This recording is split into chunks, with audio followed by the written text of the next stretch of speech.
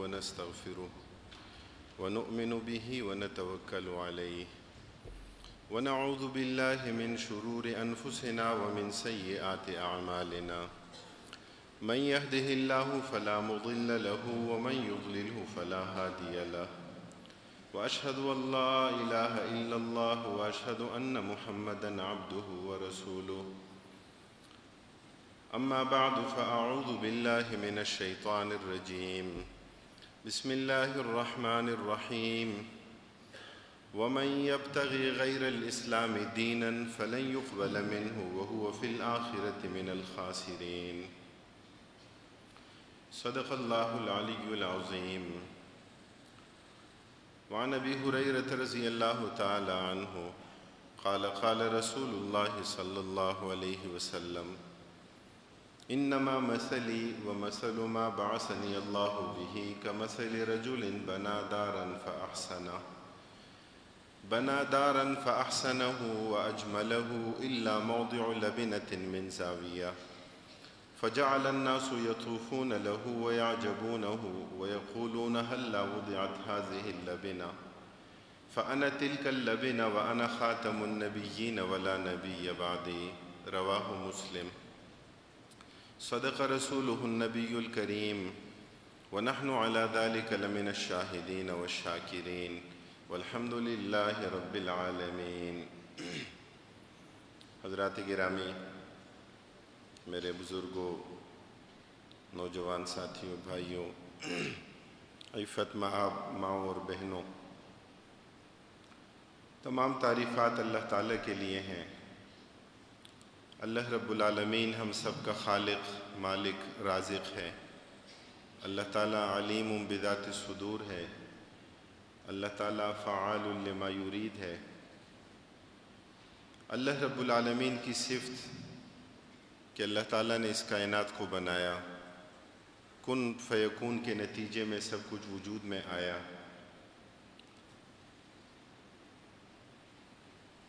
ہم اللہ رب العالمین کا لاکھ لاکھ شکر ادا کرتے ہیں۔ درود و سلام نبی اکرم صلی اللہ علیہ وسلم کی ذات گرامی پر۔ آپ صلی اللہ علیہ وسلم کی آمد، آپ کی بعثت پوری انسانیت کے لیے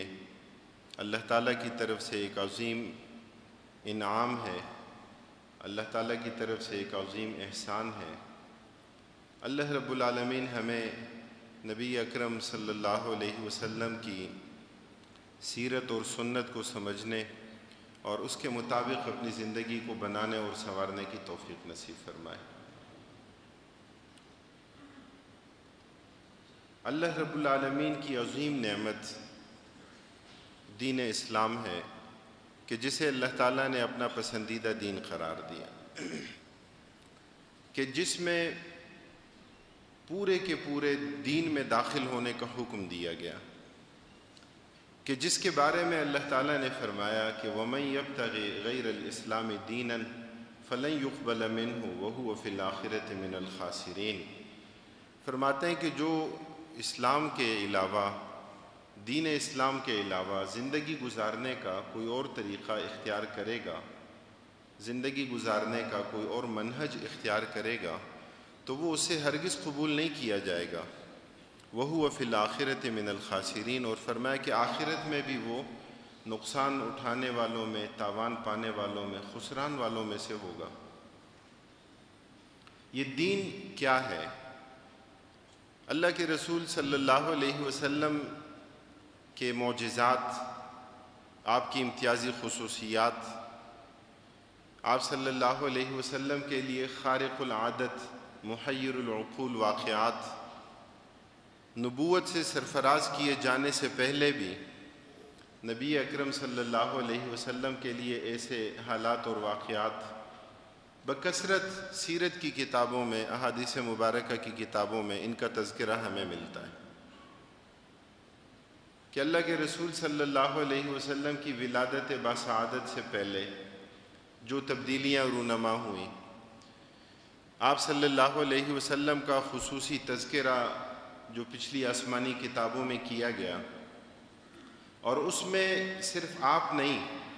بلکہ آپ صلی اللہ علیہ وسلم کے ارد گرد آپ کے متعلقین جن جن چیزوں کا بھی واسطہ اور تعلق پیش آنا تھا، تو ہمیں نظر آتا ہے کہ وہ چیزیں مخفی نہیں ہیں، وہ چیزیں بالکل ظاہر ہیں، وہ لوگوں کی نگاہوں کے سامنے ہیں، وہ اوجھل نہیں ہیں۔ اللہ کے رسول صلی اللہ علیہ وسلم کی حیات طیبہ کے یہ امتیازی اوصاف اور یہ امتیازی خصوصیات ہمیں نظر آتی ہیں کہ یثرب کا تذکرہ، کھجوروں کے جھنڈ والی سرزمین کا تذکرہ ہمیں ان تاریخی روایات میں اور سیرت کے واقعات میں ہمیں بکثرت ملتا ہے۔ اللہ کے رسول صلی اللہ علیہ وسلم کی خصوصیات، آپ کے امتیازی اوصاف، آپ کے معجزات، محیر العقول واقعات اپنی جگہ، لیکن بحیثیت مجموعی نبی کریم صلی اللہ علیہ وسلم ایک انسانی معاشرے کی طرف بھیجے گئے۔ آپ کی بعثت ایک انسانی معاشرے کی طرف ہوئی۔ اللہ کے رسول صلی اللہ علیہ وسلم کی بعثت کے حوالے سے جو کفار کی طرف سے، معترضین کی طرف سے اعتراضات کیے جاتے تھے، ان اعتراضات میں یہ بھی ہوتا تھا کہ ما لہذا الرسول یأکل الطعام ویمشی فی الاسواق، کہ کتنا عجیب رسول ہے کہ انہیں کھانے کی طلب بھی ہے، یہ کھانا بھی کھاتے ہیں اور بازار جانے کی ضرورت، طلب بھی اور حاجت بھی ہوتی ہے۔ یعنی ان کے تصور رسالت میں یہ بات تھی کہ رسول ہو تو ایسا ہو کہ جسے کھانے پینے کی ضرورت نہ ہو، اللہ کا نبی ہو تو ایسا ہو کہ جس کی کوئی طبعی حوائج، اس کے کوئی تقاضے، اس کی کوئی ضروریات وہ نہ ہوں۔ اور مختلف مطالبات، معجزات کے حوالے سے بھی نبی کریم صلی اللہ علیہ وسلم سے جو کیے گئے،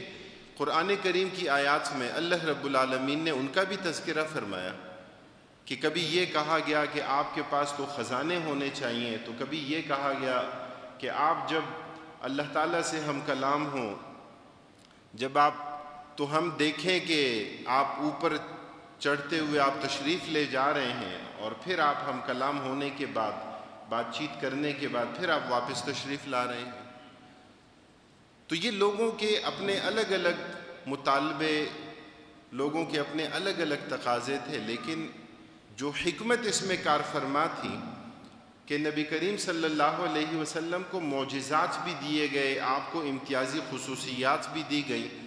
آپ کو ایک ایسا دین دیا گیا کہ جو پچھلے تمام ادیان کی تکمیل کرتا ہے۔ انبیاء کرام علیہم الصلاۃ کی بعثتیں مختلف معاشروں کی طرف ہوئیں، ایک ایک قوم کی طرف کئی کئی پیغمبر بھیجے گئے، بعض معروف کاموں کی ترویج کے لیے، اشاعت کے لیے، بعض جو منکر ہیں اور جو غلط عقائد یا گمراہی لوگوں میں پھیل گئی ہے، تو اس سے بچانے کے لیے، اس سے اجتناب کی دعوت دینے کے لیے حضرات انبیاء کرام علیہم الصلاۃ کی بعثت ہوتی رہی۔ کسی ایک علاقے کی طرف، کوئی ایک زبان بولنے والوں کی طرف، لیکن نبی اکرم صلی اللہ علیہ وسلم کی بعثت تو عام بعثت تھی۔ آپ صلی اللہ علیہ وسلم کو تو پوری انسانیت کے لیے بھیجا گیا، آپ کو تو تا قیامت کے آنے تک کے لیے، آپ صلی اللہ علیہ وسلم کے بعد اور کوئی پیغمبر آنے والا نہیں ہے، جو حدیث مبارکہ میں نے آپ کے سامنے پیش کی۔ اللہ کے رسول صلی اللہ علیہ وسلم نے اس بات کا تذکرہ فرمایا کہ میری مثال اور جو شریعت مجھے دی گئی اس کی مثال کیسی ہے کہ جیسے کسی بنانے والے نے کوئی گھر بنایا، بہت خوبصورت، بڑا آراستہ، لیکن اس گھر میں ایک اینٹ کی جگہ خالی رکھی، لوگ آتے رہے، اس گھر کو دیکھتے رہے، اسے پسند کرتے رہے، لیکن سب کی زبان پر یہ بات تھی کہ ہلا وضعت هذه اللبنہ فانا تلک اللبنہ وانا خاتم النبیین ولا نبی بعدی۔ صحیح مسلم کی روایت میں اللہ کے رسول صلی اللہ علیہ وسلم فرماتے ہیں کہ نبوت کی عمارت کی وہ آخری اینٹ میں ہوں، اور میرے بعد اب کوئی اور پیغمبر آنے والا نہیں ہے۔ تو اللہ کے رسول صلی اللہ علیہ وسلم جو دین لے کر آئے، جو شریعت آپ کو دی گئی، جو احکام آپ کو دیے گئے، وہ جامع ہیں، وہ کامل ہیں، وہ قیامت تک کے لیے ہیں، وہ پوری انسانیت کے لیے ہیں، وہ زندگی کے تمام مراحل کے لیے ہیں، وہ عقیدے کی اصلاح سے لے کر اجتماعی زندگی کے تمام دائروں میں اس دین کو غالب کرنے کا اور اس دین کو نافذ کرنے کا تصور ہمیں نبی اکرم صلی اللہ علیہ وسلم کی حیات طیبہ میں ملتا ہے کہ اللہ کے رسول صلی اللہ علیہ وسلم نے اس کے مطابق اپنی دعوت کا، اس کے مطابق صحابہ کی صالح اجتماعیت کی تربیت کا اللہ کے رسول صلی اللہ علیہ وسلم نے فریضہ سر انجام دیا۔ اور یہی وجہ ہے کہ مکہ مکرمہ میں مکی دور میں بھی ہمیں نظر آتا ہے کہ مکی دور میں جہاں توحید، رسالت اور معاد، بعث بعد الموت بنیادی عقائد قرار پائے، قرآن کریم کی آیات میں ان تصورات کو احسن انداز میں لوگوں کے سامنے پیش کیا گیا، وہیں ہمیں یہ تفصیل بھی ملتی ہے کہ بعض وہ احکام کہ جو بعد میں نافذ تو مدینہ میں ہوئے لیکن مکی زندگی میں اس کا تصور موجود تھا، جہاد اور قتال کا تصور مکی زندگی میں موجود تھا، اس کی اجازت یا اس کی تنفیذ یا باقاعدہ معرکہ آرائی کا موقع وہ ہجرت کے بعد جا کر اس کا موقع ملتا ہے، لیکن اس سے پہلے یہ تصور موجود تھا کہ بالآخر یہ حکم آئے گا، بالآخر اس کی اجازت ملے گی، یہ موقع، یہ مرحلہ آنا ہے۔ اور بالخصوص آج کے حالات کے تناظر میں اس بات کی بڑی بنیادی اہمیت ہے۔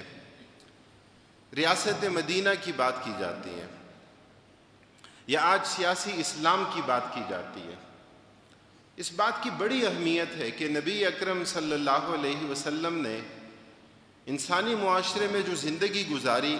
آپ صلی اللہ علیہ وسلم کی ہدایات کیا تھی، آپ نے کس طرح زندگی گزاری، آپ نے اس دین کو غالب کر کے دکھایا تو آپ کا اسلوب اور آپ کا منہج کیا تھا۔ نبی اکرم صلی اللہ علیہ وسلم نے اس معاشرے میں اصلاح کا کام کیا تو کیسے کیا؟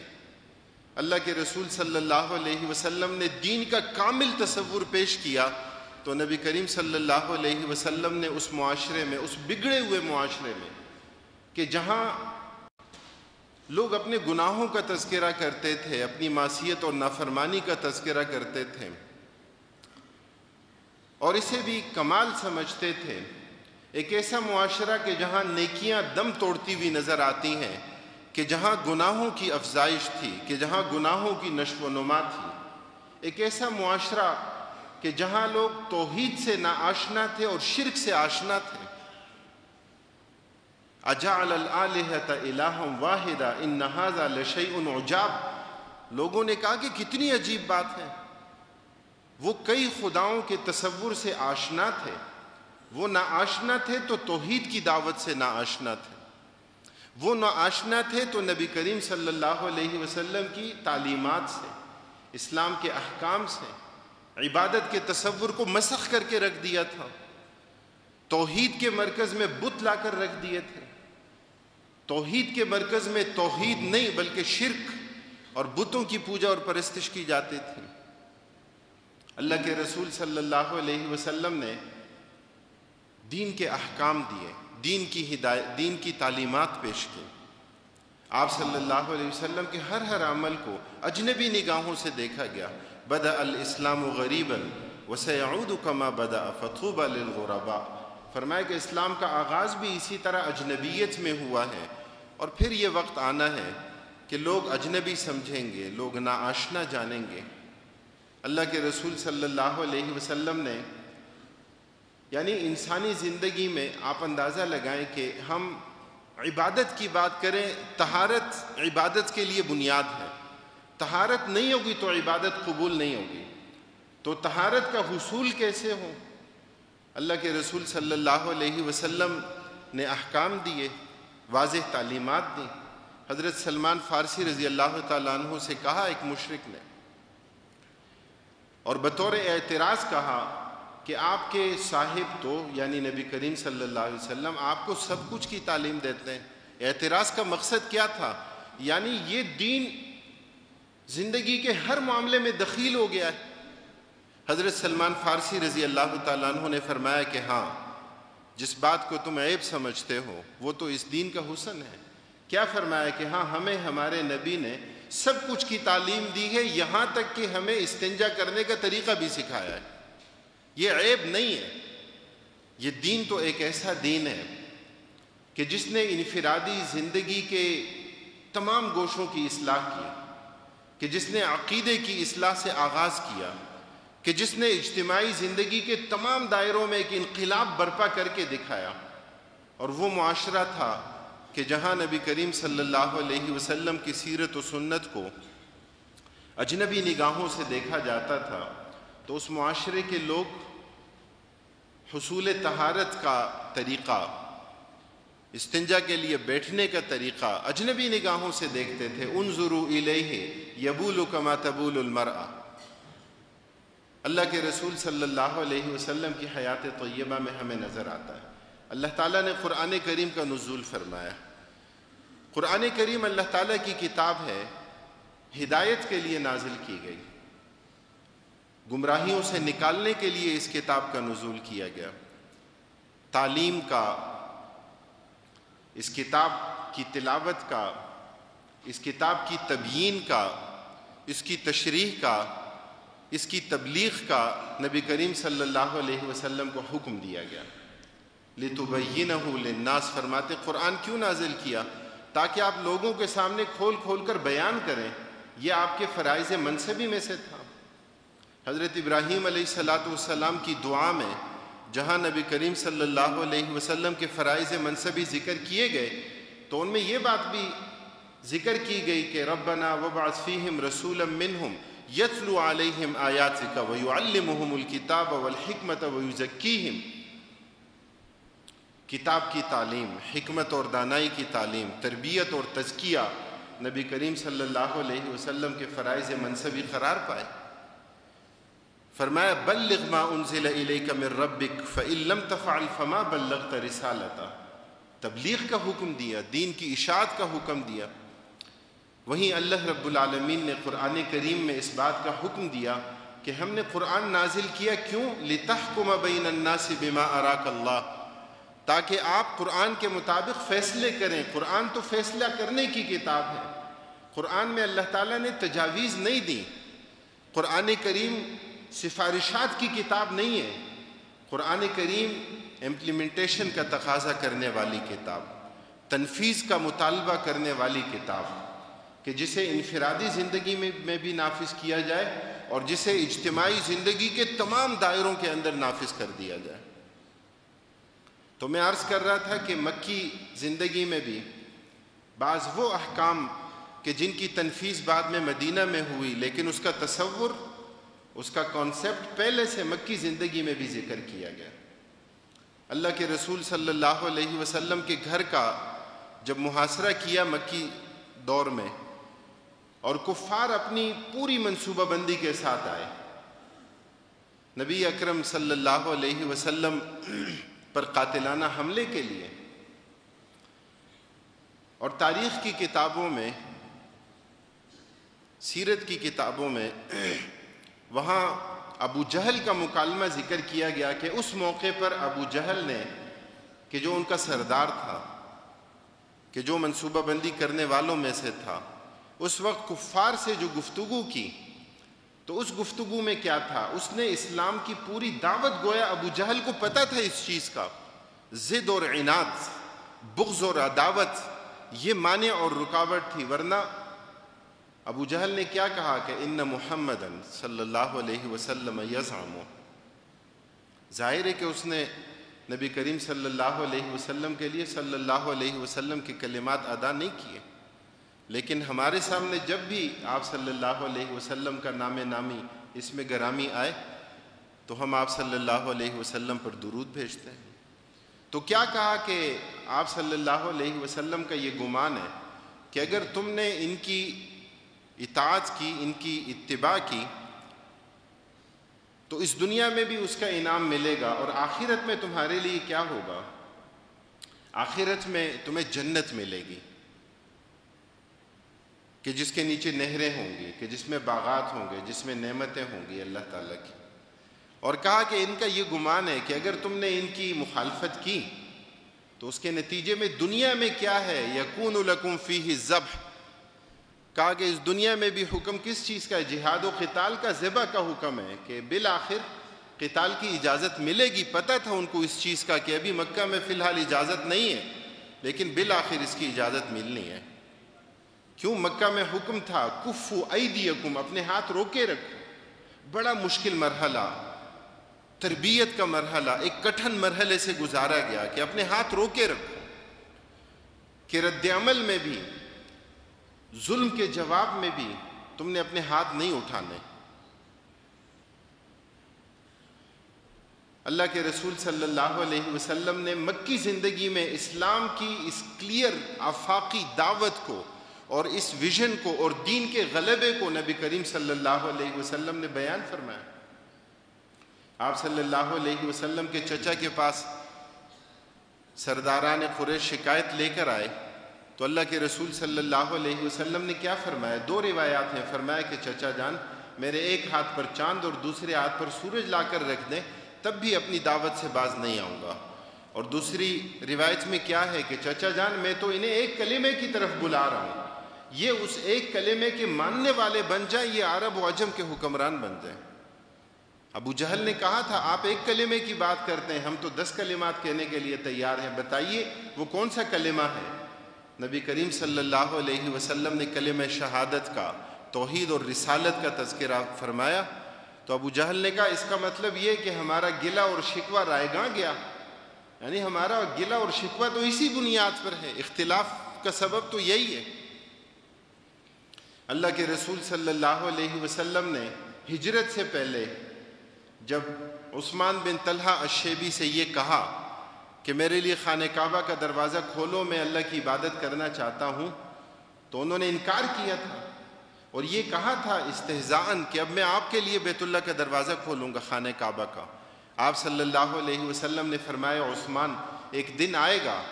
کہ جب خانہ کعبہ کی چابی میرے ہاتھ میں ہوگی اور میں جسے چاہوں گا دوں گا۔ عثمان بن طلحہ الشیبی نے کہا کہ کیا اس دن قریش کے یہ سارے سردار مر گئے ہوں گے؟ آپ صلی اللہ علیہ وسلم نے فرمایا نہیں عثمان، زندہ ہوں گے۔ کہا پھر وہ دن تو بڑا ذلت کا دن ہوگا۔ آپ نے فرمایا کہ نہیں، وہ دن تو بڑا عزت والا دن ہوگا۔ آپ صلی اللہ علیہ وسلم ہجرت کے لیے نکل رہے تھے۔ آپ صلی اللہ علیہ وسلم کو مکہ سے، اپنے مولد اور مسکن سے، اپنے علاقے سے آپ کو محبت تھی۔ آپ نے پیچھے مڑ کر مکہ کی پہاڑیوں کو دیکھ کر فرمایا تھا کہ اے مکہ، تیرے باسی، تیرے بسنے والے مجھے نہ نکالتے تو میں نہ نکلتا۔ اللہ کے رسول صلی اللہ علیہ وسلم نے جب یہ فرمایا کہ خانہ کعبہ کی چابی میرے ہاتھ میں آئے گی، تو یہ اللہ تعالیٰ کے گھروں میں سے کسی ایک گھر کی صرف چابی کا آپ کے ہاتھ میں آنا نہیں تھا، یہ اظہار اس بات کا تھا کہ قیادت اور سیادت کا، فرما روائی کا حق اور اختیار اللہ رب العالمین نبی اکرم صلی اللہ علیہ وسلم کو عطا فرمائیں گے۔ اور پھر یہی ہوا کہ جب فتح مکہ کے موقع پر نبی کریم صلی اللہ علیہ وسلم تشریف لائے اور خانہ کعبہ کی چابی پیش کی گئی، آپ صلی اللہ علیہ وسلم سے بعض صحابہ نے گزارش کی کہ یہ چابی ہمیں دیجئے، یہ سعادت ہمارے خاندان میں رہے، ہم خانہ کعبہ کے کلید بردار بنے۔ لیکن اللہ کے رسول صلی اللہ علیہ وسلم نے فرمایا کہ عثمان بن طلحہ الشیبی رضی اللہ تعالیٰ عنہ جو ایمان لے آئے تھے بعد میں، فرمایا کہ انہیں بلایا جائے۔ اور جب انہیں حاضر کیا تو آپ صلی اللہ علیہ وسلم نے پوچھا کہ عثمان تمہیں یاد ہے 10 سال کا عرصہ گزرا تھا،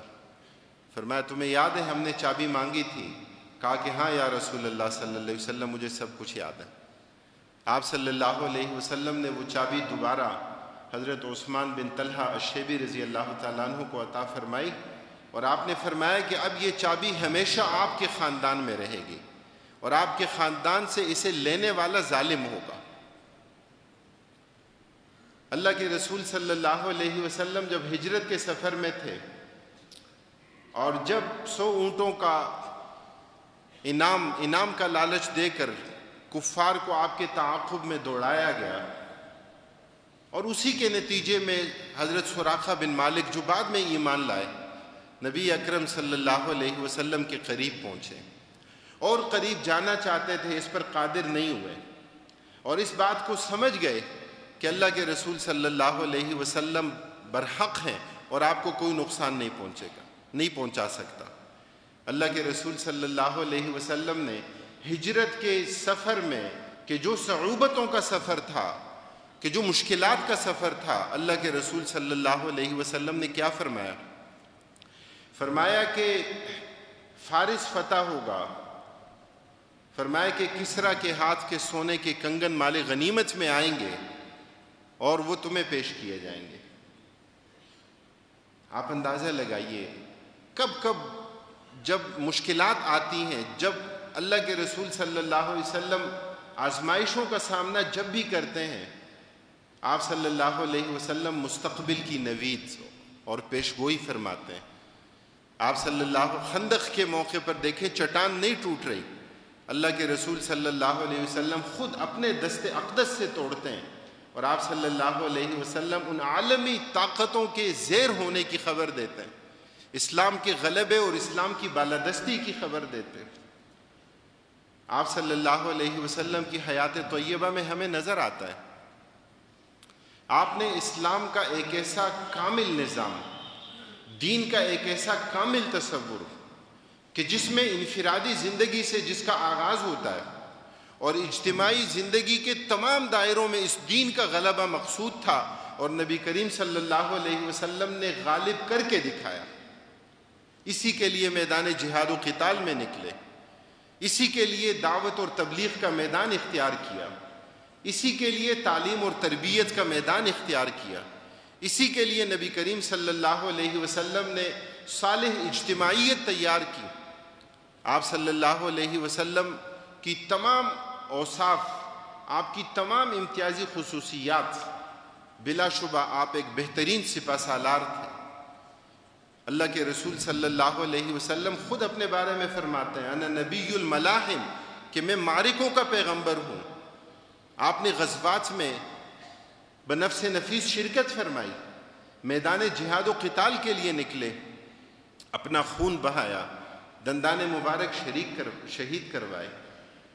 اللہ کے رسول صلی اللہ علیہ وسلم دعوت اور تبلیغ کے میدان میں نکلے۔ اللہ کے رسول صلی اللہ علیہ وسلم ایک بہترین پڑوسی کا کردار ادا کرتے ہیں، ایک اچھے رشتہ دار کا کردار ادا کرتے ہیں، ایک بہترین والد کا کردار ادا کرتے ہیں، ایک بہترین شوہر کا کردار ادا کرتے ہیں، اور بجا طور پر یہ فرماتے ہیں کہ خیرکم خیرکم لأہلہ وأنا خیرکم لأہلی، کہ تم میں سب سے بہتر وہ ہے کہ جو اپنے گھر والوں کے ساتھ اچھا ہو، اور فرمایا میں تم سب سے زیادہ اپنے گھر والوں کے ساتھ اچھا ہوں۔ ازدواجی زندگی، خوشگوار گھریلو زندگی کیا ہوتی ہے؟ مغرب سے اس کا تصور نہیں مل سکتا کہ جہاں خود خاندانی نظام ٹوٹ پھوٹ کا شکار ہے، خوشگوار گھریلو زندگی کیا ہوتی ہے؟ اللہ کے رسول صلی اللہ علیہ وسلم کی حیات طیبہ میں ملے گا۔ تعدد ازدواج، امہات المؤمنین کی حقوق کی ادائیگی، ان کی دلجوئی، ان کی تعلیم اور تربیت کا انتظام و انصرام، گھروں کو تعلیم اور تربیت کا مرکز اور محور بنانا، اللہ کے رسول صلی اللہ علیہ وسلم کی حیات طیبہ میں ہمیں نظر آتا ہے۔ آپ کی ازدواجی زندگی کی کئی خصوصیات ہیں، آپ صلی اللہ علیہ وسلم کے امتیازی اوصاف ہیں۔ نکاح ہوتا ہے ہم عمر سے، اللہ کے رسول صلی اللہ علیہ وسلم کی ہم عمر ازواج مطہرات حضرت سودا رضی اللہ تعالیٰ عنہ آپ کی ہم عمر تھی۔ اللہ کے رسول صلی اللہ علیہ وسلم سے کم عمر حضرت عائشہ صدیقہ رضی اللہ تعالیٰ عنہ کم عمر تھی۔ آپ سے عمر میں بڑی حضرت خدیجہ رضی اللہ تعالیٰ عنہ آپ سے عمر میں بڑی تھی۔ حرہ کا تصور، امہ کا تصور کہ جسے اللہ کے رسول صلی اللہ علیہ وسلم نے آزاد فرمایا اور اپنے نکاح میں داخل فرمایا، یعنی انسانی نفسیات میں جو بھی کردار، جو بھی انسانی مزاج ہمارے سامنے آتا ہے، اللہ کے رسول صلی اللہ علیہ وسلم نے سب کی تربیت کا، سب کے لیے دعوت کا، اپنے گھروں کو دین کا مرکز بنانے کا نبی کریم صلی اللہ علیہ وسلم نے اسلوب اختیار کیا۔ اس لیے جب ہم بات کرتے ہیں ریاست مدینہ کی، تو اللہ کے رسول صلی اللہ علیہ وسلم کی کامل حیات طیبہ کو اپنے سامنے رکھنا چاہیے۔ آپ کی کامل سیرت مطہرہ کو اپنے سامنے رکھنا چاہیے کہ نبی کریم صلی اللہ علیہ وسلم نے انسانی معاشرے میں زندگی گزاری. آپ صلی اللہ علیہ وسلم نے اس معاشرے میں کہ جہاں امن و امان کا تصور نہیں تھا، ایک ایسے معاشرے میں کہ جہاں لوگ معاشی مشکلات کا شکار تھے، کہ جہاں صنعتیں موجود نہیں تھیں، ایک ایسا معاشرہ کہ جو بے آب و گیاہ وادی پر اور بہت زیادہ صحرا پر مشتمل تھا، اللہ کے رسول صلی اللہ علیہ وسلم نے اس معاشرے میں ایسی معاشی اصلاحات فرمائیں کہ جس کے نتیجے میں زکوٰۃ دینے والے تو ملتے تھے، زکوٰۃ لینے والے نہیں ملتے تھے. ایک ایسا معاشرہ ترتیب دیا کہ جہاں کرائم ریشو، کہ جہاں جرائم کی شرح نہ ہونے کے برابر آ گئی. ایک ایسا معاشرہ کہ جس میں خدا خوفی کا یہ عالم تھا، کہ جس میں للہیت اور تقوی کی یہ کیفیت تھی کہ اگر کسی سے جرم سرزد ہوتا ہے تو وہ خود آ کر نبی کریم صلی اللہ علیہ وسلم کے سامنے اپنے اس جرم کا، اپنے اس گناہ کا اعتراف کرتے ہیں. صرف قانون اور قانون کی بالادستی سے کچھ نہیں ہوتا جب تک یہ احساس اللہ تعالیٰ کے خوف کا، جب تک اللہ تعالیٰ کی بالادستی کا، جب تک اللہ تعالیٰ کی بارگاہ میں جواب دہی کا یہ احساس پیش نظر نہ ہو تو اس وقت تک صرف کیمرے کی آنکھ کچھ بھی نہیں کر سکتی. صرف قانون کی بالادستی سے نہیں ہوتا جب تک ایمانیات کا یہ سلسلہ نہ ہو. اس لیے اللہ کے رسول صلی اللہ علیہ وسلم کی حیات طیبہ ریاست مدینہ کے لیے مطلوب ہے. کلی طور پر، مجموعی طور پر آپ کی کامل حیات طیبہ، آپ کی پوری سیرت مطہرہ. آپ نے عدالتی نظام تشکیل دیا. اللہ کے رسول صلی اللہ علیہ وسلم نے حضرت معاذ بن جبل رضی اللہ تعالیٰ عنہ کو اور دیگر صحابہ کرام رضوان اللہ علیہ مجمعین کو ہدایات دیں کہ فیصلہ کس طرح کرو گے، فیصلہ کرنے کا منہج، طریقہ اور میتھڈ کیا ہوگا، کہ عدلیہ کا نظام کیا ہو، نظام تعلیم، نظام تربیت کیا ہو، معاشی نظام کیا ہو. لوگوں کو دھوکہ مت دو، لوگوں کے ساتھ فراڈ مت کرو، اور لوگوں کو خیر پہنچانے کے لیے بیوع کی مختلف صورتیں، کاروبار کی مختلف صورتوں کی ترویج کی گئی اور اس کا حکم دیا گیا، اس کے لیے ترغیب دی گئی تاکہ آزادانہ ماحول پیدا ہو، لوگ اپنے معاش کی سرگرمی کے لیے خود کوشش کر سکیں. ایسی معاشی پالیسیاں نہ ہوں کہ جس کے نتیجے میں غریب غریب تر اور امیر امیر تر بنتا چلا جائے. اس لیے ریاست مدینہ، اصل ریاست مدینہ کا مظہر، اصل ریاست مدینہ کا تصور نبی کریم صلی اللہ علیہ وسلم کی کامل حیات طیبہ ہے. آپ کی پوری سیرت مطہرہ ہے اور آپ کی پوری حیات طیبہ کو اپنے سامنے رکھنا، اس کے مطابق اپنی انفرادی زندگی کو بھی اور اپنی اجتماعی زندگی کے تمام دائروں کو بہتر بنانے کے لیے، سنوارنے کے لیے کوشش کرنا، یہ مطلوب اور مقصود ہے. اللہ رب العالمین ہمیں اس تصور کو سمجھنے، آپ صلی اللہ علیہ وسلم کی حیات طیبہ کو اپنے سامنے رکھنے اور اس کے مطابق اپنی زندگی کو بنانے اور سنوارنے کی توفیق نصیب فرمائے. وآخر دعوانا ان الحمد للہ رب العالمین.